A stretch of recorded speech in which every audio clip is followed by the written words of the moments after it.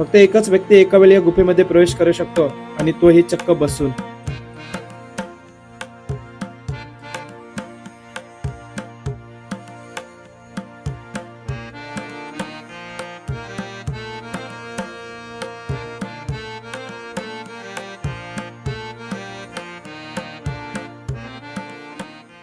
नमस्कार मित्रांनो, मी भूषण म्हात्रे आणि मी सध्या नाशिक मधील पंचवटीमध्ये नाशिक मधील एक धार्मिक स्थान। पौराणिक संदर्भानुसार वनवासाच्या काळात प्रभू श्रीराम, लक्ष्मण आणि माता सीता यांनी बरेच दिवस या ठिकाणी वास्तव्य केले होते। तसेच याच ठिकाणी माता सीताची पवित्र गुफा सुद्धा आहे। याच गुफेजवळ 5 वटवृक्षांचा समूह तयार झालेला आहे, त्यामुळे या परिसरास पंचवटी या नावाने ओळखले जाते। पंचवटी हे तेच ठिकाण आहे जिथे रावणाने माता सीताचे अपहरण केले होते। याच ठिकाणी लक्ष्मणजीने शूर्पणखेचे नाक आणि कान कापले होते, त्यामुळे या ठिकाणाला नाशिक हे नाव पडले। मागच्या व्हिडिओमध्ये आपण पंचवटीतील कपालेश्वर महादेव मंदिर, नारोशंकर मंदिर, तुटुंड्या मारुती अशा अनेक मंदिराचं दर्शन केल्यानंतर आजच्या व्हिडिओमध्ये आपण दर्शन करणार आहोत ते म्हणजे काळाराम मंदिर, सीता गुफा आणि स्वामीनारायण मंदिराचं।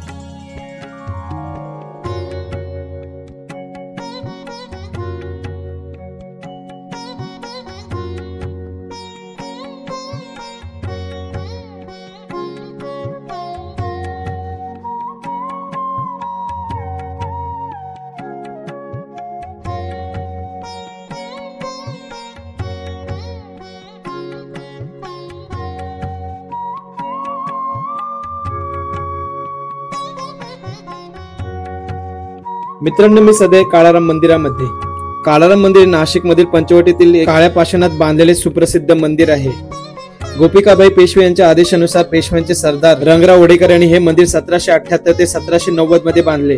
या मंदिराची संपूर्ण बांधणी काळ्या पाषाणात असून बांधकामाची शैली नागर पद्धतीची आहे। मंदिरातील प्रभू श्रीरामांची मूर्ती काळ्या पाषाणातील आहे, त्यामुळे या मंदिराला काळाराम मंदिर या नावाने ओळखले जाते। श्रीराम मंदिराबाबत अशी आख्यायिका सांगितली जाते की सध्या जिथे राम मंदिर आहे तेथे पूर्वी नागपंथीय राहत असत। काही नागपंथीय साधूंना गोदावरीच्या पात्रात प्रभू श्रीराम, लक्ष्मण आणि माता सीता यांच्या मूर्ती अंतरांतरावर म्हणजेच प्रभू श्रीरामांची मूर्ती रामकुंडात, लक्ष्मणांची लक्ष्मण कुंडात आणि माता सीतेची मूर्ती सीताकुंडात सापडल्या होत्या।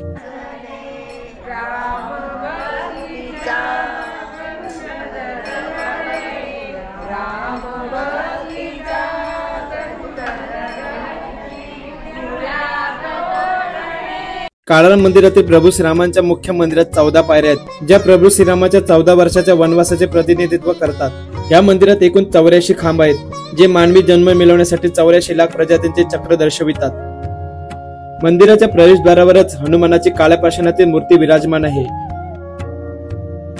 मंदिराच्या गर्भगृहात मध्यभागी प्रभू श्रीराम, त्यांच्या उजव्या बाजूला लक्ष्मणांची तर डाव्या बाजूस माता सीता यांच्या मूर्ती विराजमान आहेत। त्याचप्रमाणे समोरील सभामंडपात हनुमंताची मूर्ती श्रीराम जय राम जय जय राम असा जप करीत हात जोडून प्रभू श्रीरामांच्या सेवेसाठी उभा आहे।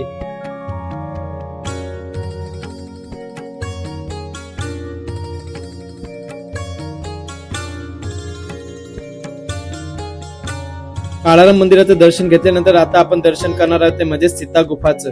सीता गुफा हे काळाराम मंदिरापासून 2 मिनिटांच्या अंतरावर आहे।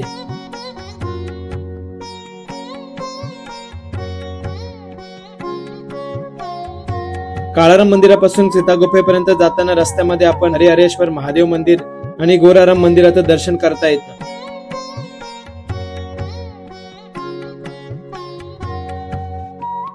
ह्या ठिकाणावर आल्यावर समोरच आपल्याला 5 वडांची झाडे पाहायला मिळतात। ह्याच 5 वडांच्या झाडामुळे या ठिकाणाला पंचवटी असे नाव पडले।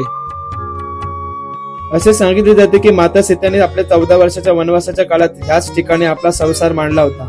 तसेच रावणाने ह्याच ठिकाणावरून माता सीतेचे अपहरण केले होते।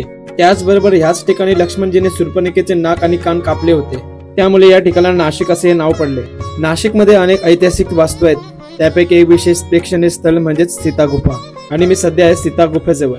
ही गुफा पूर्णतः दगडात कोरलेली आहे।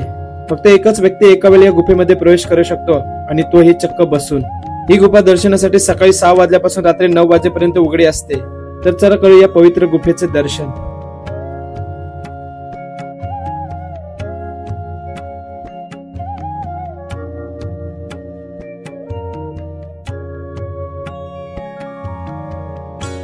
मित्रांनो, आता संध्याकाळचे वाजले 6:30, तरी अजून भरपूर गर्दी आहे, तुम्ही पाहू शकता।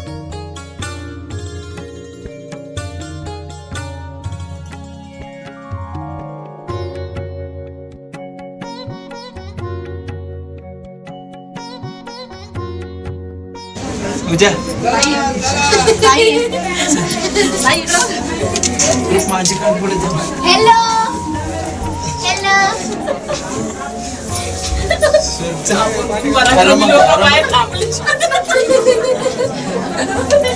स्वरूप माझी कान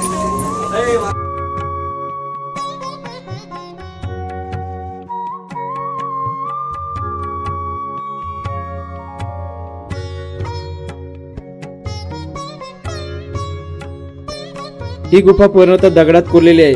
फक्त एकच व्यक्ती एका वेळी या गुफेमध्ये प्रवेश करू शकतो आणि तोही चक्क बसून.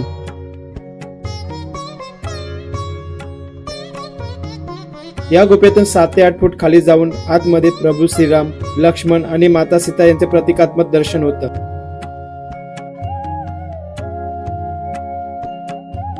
याच ठिकाणी दुसऱ्या गुफेत गेल्यानंतर महादेवाच्या पिंडीचं दर्शन होतं. असं म्हटलं जातं की माता सीता याच ठिकाणी महादेवाची उपासना करत असत. ही गुफा जवळपास 50 फूट लांब आहे. याच गुफेतून 7 ते 8 किलोमीटर अंतरावर रामशेत किल्ल्यावर जाण्यासाठी भुयारी मार्ग सुद्धा आहे. प्रभू श्रीराम याच मार्गाचा वापर करत असल्याचे सांगण्यात येते. काही काळ प्रभू श्रीरामांनी रामशेत किल्ल्यावर देखील वास्तव्य केले होते, त्यामुळे या भुयारी मार्गाचा वापर केला जात असावा. मात्र आता गुफेतून ही जागा सुरक्षतेच्या दृष्टीने अनेक वर्षापासून बंद केलेली आहे. पण हे खरे की खोटे याची अजूनही पडताळणी झालेली नाही.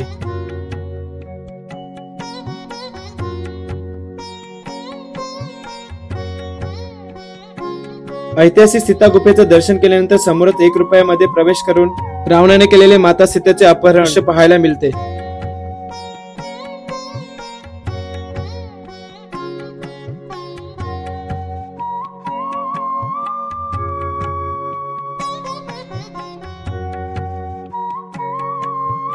ऐतिहासिक कालार मंदिर आणि सीता गुफेचे दर्शन केल्यानंतर आता आपण जाणार आहोत ते म्हणजेच महाराष्ट्रातील होणारे एकमेव गंगा गोदावरी आरतीचं दर्शन करायला. हरिद्वार ऋषिकेश मध्ये तुम्ही गंगा आरती पाहिली असेल, पण महाराष्ट्रात तुम्ही कधी गंगा आरती पाहिली आहे का? तर चला दाखवतो. हे क्षुधा परिहारिणी अन्नपूर्णा तूची आपतत्वे या महा आपतत्वे या महा दाविला नैवेद्य अर्पिगे तुझसी पहा जे तुझेची मूळ सेवुनी देवी स्वये सेवुनी देवी स्वये कृपार्थे धावून ये सेवुनी देवी स्वये कृपार्थे धावून ये भक्ती तव सांडो न ये कदापि माते.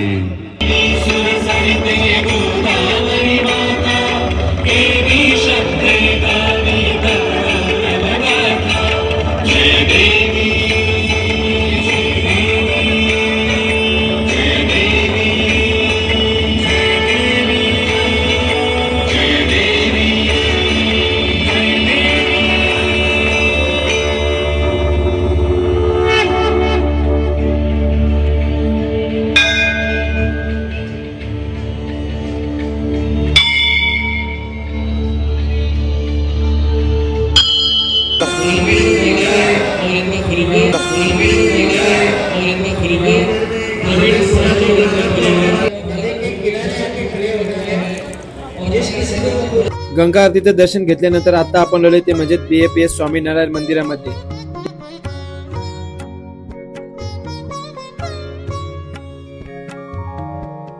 हे मंदिर सनातन धर्म आणि भारतीय संस्कृतीचे प्रतीक मानले जाते.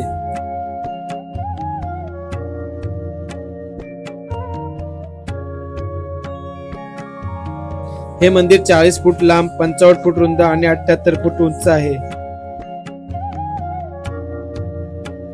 स्वामीनारायण मंदिराला बनवण्यासाठी 80,000 घनफूट गुलाबी आणि 15,000 फूट लाल दगडांचा वापर करण्यात आलेला आहे. मंदिरामध्ये प्रवेश केल्यानंतर मंदिराच्या प्रत्येक खांबावर रामायण आणि महाभारतातील देवी देवतांच्या मूर्त्या कोरलेल्या दिसून येत आहेत.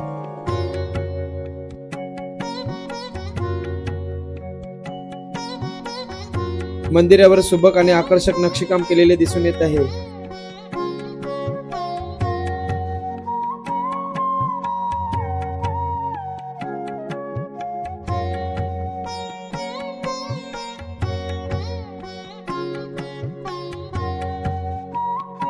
आजच्या व्हिडिओमध्ये आपण कालाराम मंदिर, माता सीता गुफा, गंगा गोदावरी आरती आणि स्वामीनारायण मंदिराचं दर्शन केलेले आहे. तर ही व्हिडिओ तुम्हाला कशी वाटली कमेंट मध्ये जरूर कळवा. व्हिडिओ आवडल्यास व्हिडिओला लाईक आणि शेअर करायला विसरू नका. लवकरच भेटू एका नवीन व्हिडिओ मध्ये. तोपर्यंत जय हिंद, जय महाराष्ट्र, जय जिजाऊ, जय शिवराय. बोला हर हर महादेव.